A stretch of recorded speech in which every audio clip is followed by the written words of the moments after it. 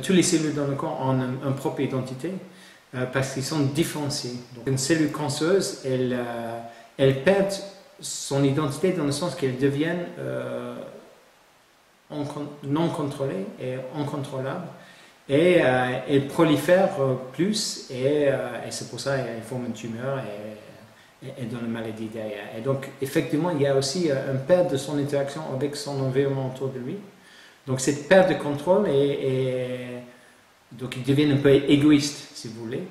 Et c'est cette différenciation de perte d'identité qui est la base peut-être de la maladie.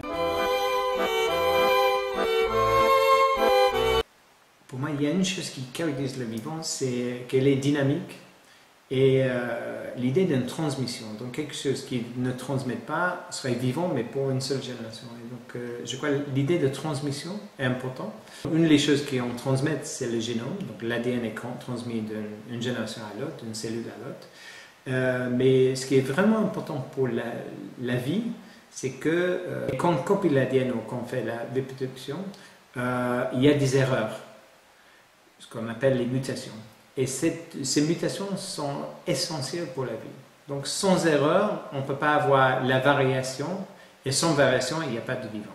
Donc la vivant, c'est une variation qui vient des erreurs, si vous voulez, et qui crée les différentes possibilités. Et c'est ces différentes possibilités qui donnent la diversité de possibilités de vivants.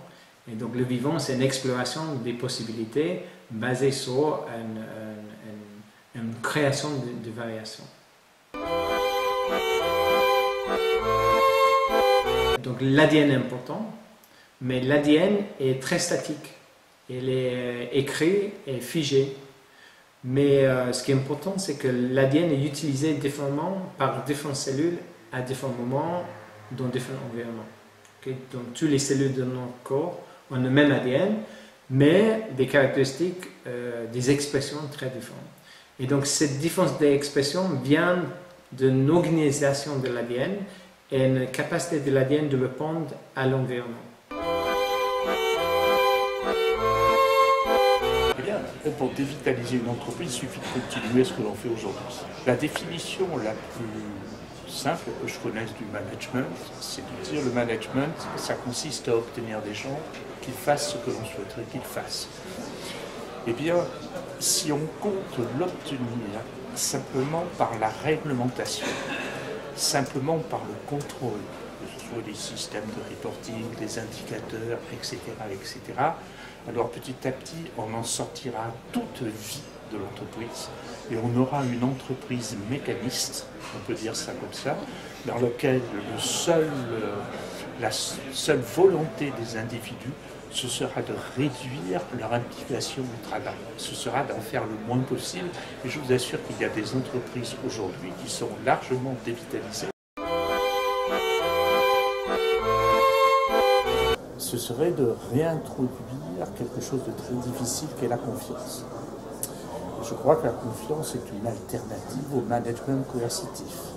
Donc la question qui est posée aujourd'hui et qui d'ailleurs intéresse les entreprises, c'est comment peut-on établir des relations de confiance raisonnables, pas la confiance totale, mais de confiance raisonnable, entre des gens qui doivent travailler ensemble, non pas dans une entreprise dans sa globalité, mais entre des gens qui doivent travailler ensemble sur un même projet, par exemple.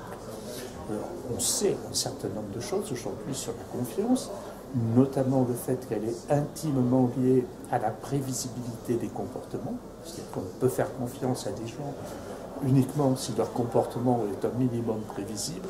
Et comment obtient-on la prévisibilité des comportements en laissant les acteurs qui doivent travailler ensemble décider par eux-mêmes ce que sont les règles du jeu, entre guillemets, de leur travail collectif. C'est-à-dire ce qui est acceptable et ce qui n'est pas acceptable quand ils travaillent ensemble. La confiance crée non seulement ce que vous appelez du vivant dans les entreprises, mais elle crée aussi une émulation et un plaisir à travailler ensemble.